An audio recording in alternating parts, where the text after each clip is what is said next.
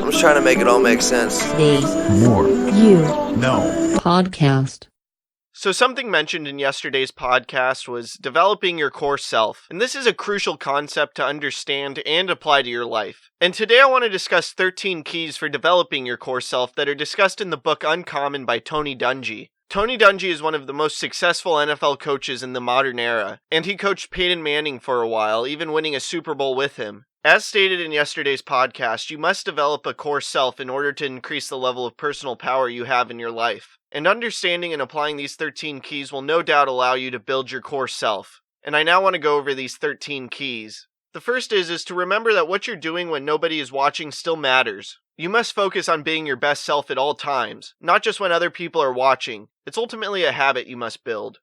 Second is the means matter as much as the ends, if not more. Meaning the little things in the process you go through matters more than the results do. And this is because if you aren't focused on the little things and going through the process properly, it'll be difficult to reach the desired end result as well as maintain it. And what this also means is that you shouldn't be doing unethical things or things to get ahead. If you do, even though you get the same result, it's not going to allow you to have a true core self which you can embrace. You should be focused on doing the right thing as you're going through the process of reaching your end result, and that should be just as important as the end result as a whole.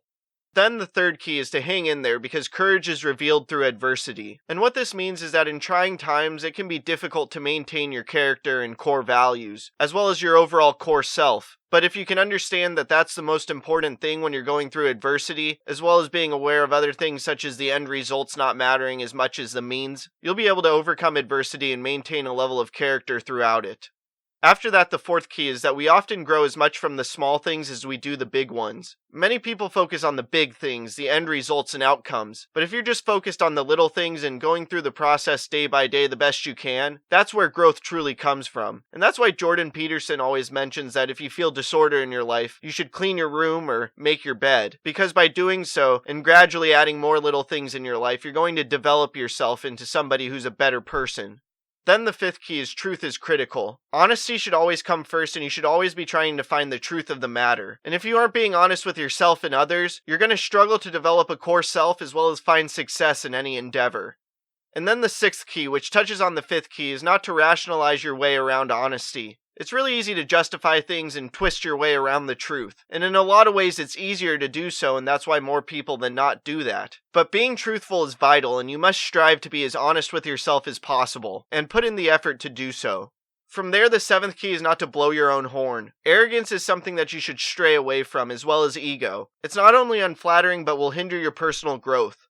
And the eighth key also ties into this, which is to not be falsely modest about your amazing gifts. You just have to recognize others do too. So what this means is that you should have confidence in yourself and what you are good at, and not be afraid to embrace it. Just understand that other people have their own gifts, and there's no need to be arrogant and blow your own horn. But also no reason to think that other people are better than you or that you're incompetent. After that, the ninth key is to understand that you're important but not indispensable, and the same goes for others. You must see yourself as well as others as a significant part of whatever process you're going through, and be willing to embrace the team. And then the 10th key is to be careful of what you do with your rewards, gifts, time, and talents. You must use it all to provide value and not for selfish gain. If you do use it for selfish gain, you're going to find issues not only with your personal growth, but how you interact with others. And guaranteed you'll never have a core self which you can count on. After that, the 11th key is that sometimes the most rewarding times are the ones where you have to stand alone, and you must be willing to do so. And the essence of this is that sometimes you must have to stand up for what's right and not go along with the crowd.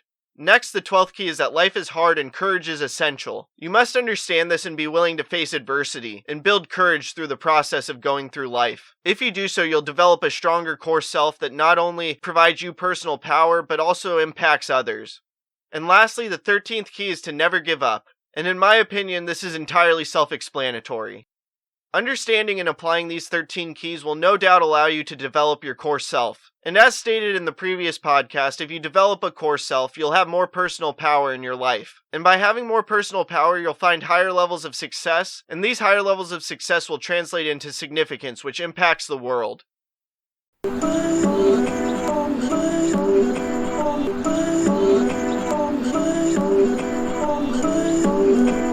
I'm just trying to make it all make sense. The More. You No. Podcast.